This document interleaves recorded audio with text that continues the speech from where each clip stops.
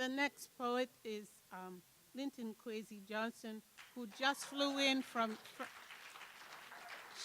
who just flew in, and we really, really appreciate his dedication and his love of both Jayne and Amiri to come straight from the airport and to read. Good evening. Good evening. I can't tell you how happy I am to be here on this special occasion. Um, Naturally, I'm a little bit jaded because I've been up since 6 o'clock this morning. My flight was canceled because of snow or something, and I had to catch a second flight. But I'm happy to be here and to see so many familiar faces and names and poets who I've admired and respected since I was a youth. Never mind the gray hair. um, I think it's all been said, really. I don't have a lot to add to what has been said already. Um, I just think that Amiri and Amiri and Jayne were two remarkable poet activists who touched many hearts and minds, made their indelible marks, and left a very rich legacy. I'm very pleased to have known them and to have worked with them. We had some good times together with Amina and with Mel as well. And I'm going to miss them, but I will always treasure the good times and the good memories I have of them. I'm just going to do two poems because I was told keep it to 6 minutes. The first one is a poem I wrote in response to some rather negative comments that were made about so-called dub poetry. There's a reference in the poem to Buthelezi. Of course, you all know who Buthelezi is. You know that guy the Zulu guy who collaborated with the apartheid regime in South Africa. And Lance Percival, well, he was a very famous English comic actor who also made a name for himself doing parodies of popular or some popular and well-known calypsos. It's really a poem about poets and poetry and a kind of a defense, if you like, of orality in poetry. If I was a top-notch poet,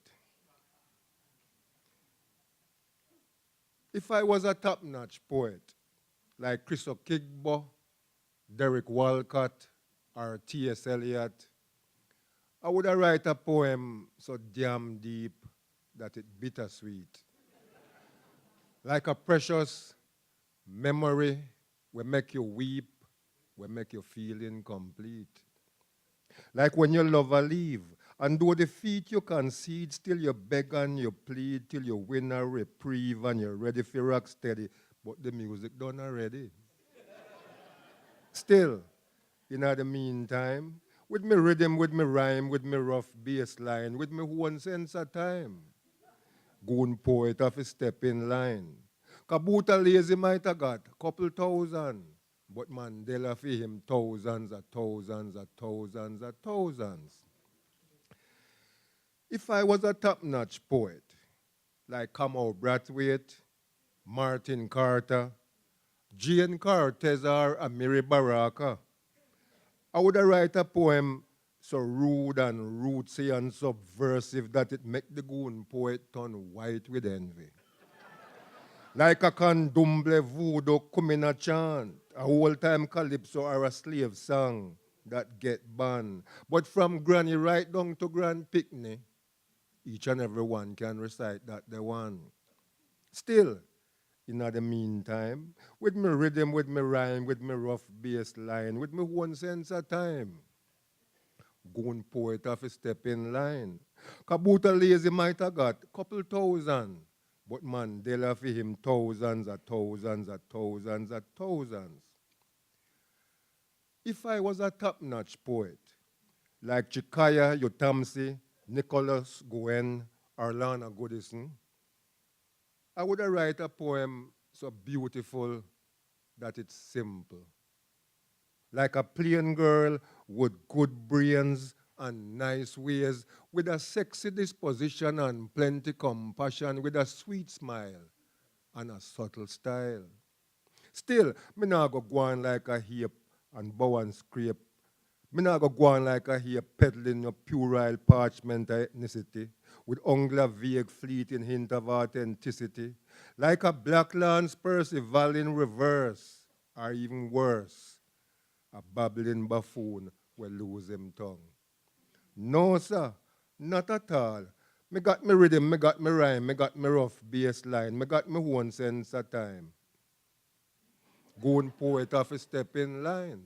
Kabuta lazy might have got couple thousand, but Mandela for him thousands of thousands of thousands of thousands.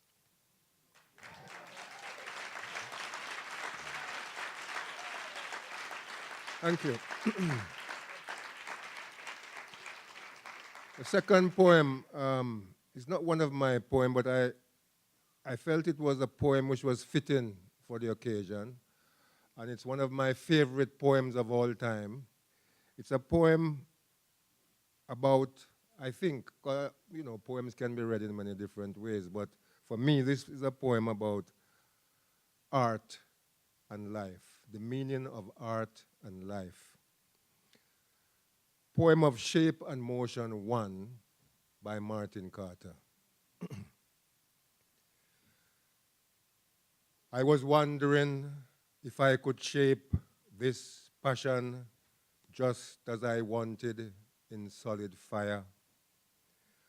I was wondering if the strange combustion of my days, the tension of the world inside of me, and the strength of my heart were enough. I was wondering if I could stand as tall while the tide of the sea rose and fell. If the sky would recede as I went, or the earth would emerge as I came, to the door of the morning locked against the sun. I was wondering if I could make myself nothing but fire, pure and incorruptible.